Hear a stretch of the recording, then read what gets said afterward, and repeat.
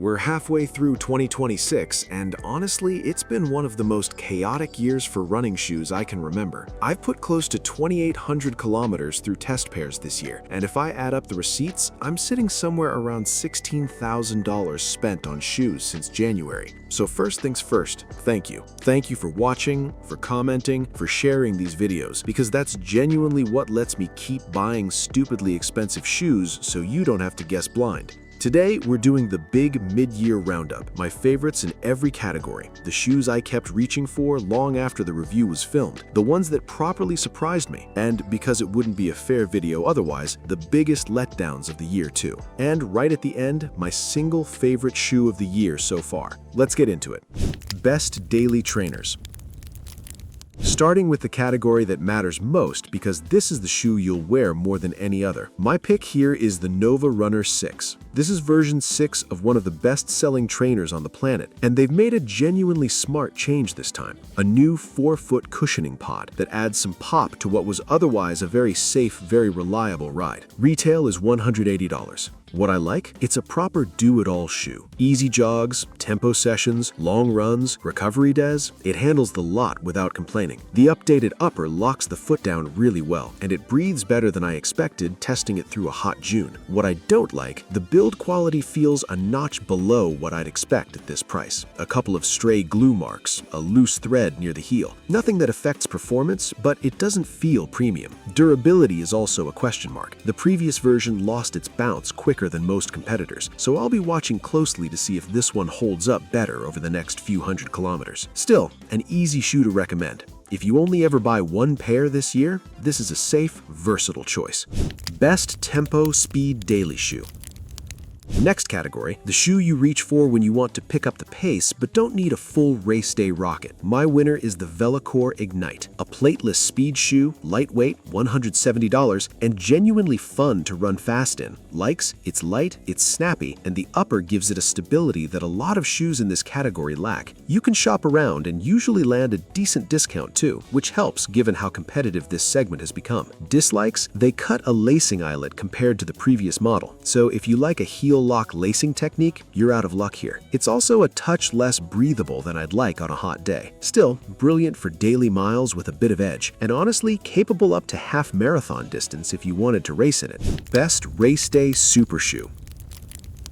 This is the expensive one. The Apex Elite 3 will run you $360, and it is without question the most aggressive, most eye-watering shoe I've tested this year. Likes, the upper is shockingly comfortable for something this fast. The foam is soft, springy, borderline trampoline-like, but paired with a stiff plate that really fires you forward. I've run some genuinely quick reps in this shoe that surprised even me. Dislikes, the price is frankly ridiculous. It's not a shoe built for 5Ks. This is a half marathon to marathon tool, and walking around in it feels a bit odd given how soft and unstable the midsole feels at slow speeds. But on race day, it's one of the most fun, most electric shoes I've run in.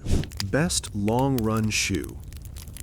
Two contenders here, at opposite ends of the durability spectrum. First, the Cascade Ultra 3. Launched earlier this year, it's noticeably softer than its predecessor, which upset a lot of loyal fans at first, but I've genuinely grown to love it. $245, huge stack, surprisingly light for the cushioning on offer. Likes, it might be the single most comfortable shoe I've worn all year. My legs feel noticeably fresher after long runs in this compared to the older version. Dislikes, durability has taken a hit. The outsole is wearing faster than I'd like at this price point, and there's a bit more instability from that softer foam. The second pick, for anyone who wants a shoe that will genuinely never quit, the Ridgeline Coast. Built for ultra-distance comfort, $205, wide, stable platform, dual-density foam setup. Likes, rock-solid stability.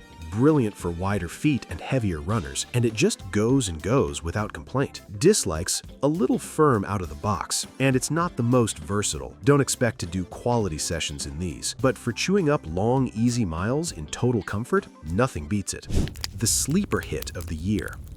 Every year, there's a shoe from a smaller brand that completely blindsides me, and this year, it's the Pharaoh Drift from a much smaller brand, mostly sold direct or through overseas marketplaces. I had a nightmare actually getting a pair, Ordered, got ghosted, eventually got refunded, then ended up buying a pair secondhand from a friend who'd had one shipped in the wrong size. $140 all in. But once I finally got them on my feet, genuinely one of the best shoes I've run in this year. The foam is responsive at every pace, insanely durable for something this light, and the price is almost embarrassing given the quality. If this had a big name logo on the side, it would sell out in days. Dislikes: the laces are thin and come undone constantly, triple knot territory, and actually finding a pair is still a pain. But if you can get hold of one, do it.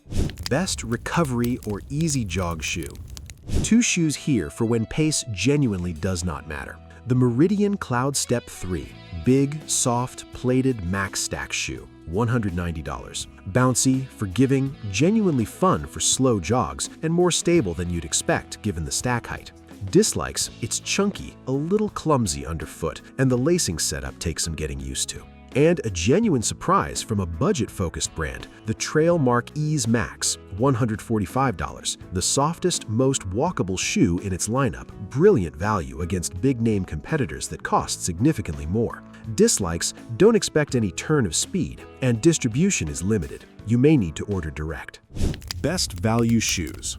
Two absolute steals this year. The Solstice Fold 6, a carbon-plated speed shoe from a budget-focused overseas brand, roughly $110 depending on when you catch the price. Comfortable for a plated shoe, fast, durable, and an incredible entry point if you've never tried a carbon shoe before. And the Harborline Pure, $155, a plateless speed daily hybrid, light, fast, fun, with genuinely impressive grip and stability for the price. Slightly narrow fit is the only real knock against it. Biggest disappointments of 2026.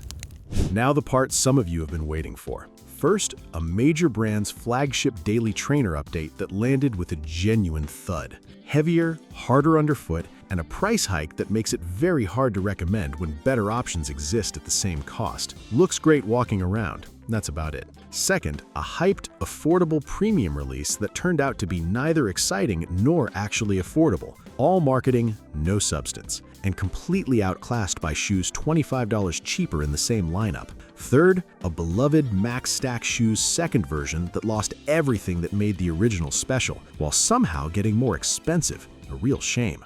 What's coming in the second half of 2026? Rumor and reliable word of mouth suggest we've got a lot to look forward to. An update to one of the biggest racing shoes on the market, a new carbon-plated challenger from a budget disruptor brand, and, if the whispers are true, a genuinely exciting refresh to one of my personal all-time favorite trainers. If even half of these land the way they're being teased, the second half of the year is going to blow the first half out of the water. My favorite shoe of 2026 so far. If you'd asked me a month ago, I'd have said the Cascade Ultra 3 without hesitation. It's the shoe I've logged the most kilometers in this year. But the Pharaoh Drift has genuinely creeped up and nearly overtaken it. It's not a perfect shoe, but kilometer for kilometer, pound for pound, it might be the best all-round trainer I've run in this year. Ask me again in December. I've got a feeling the answer might change entirely. That's the mid-year roundup. Let me know your favorites and your biggest letdowns of 2026 so far down in the comments. If you found this useful, a like genuinely helps the channel, and subscribe if you want the full end-of-year rankings when they drop later this year. Thanks so much for watching. Now, if you'll excuse me, I've got a run to get in.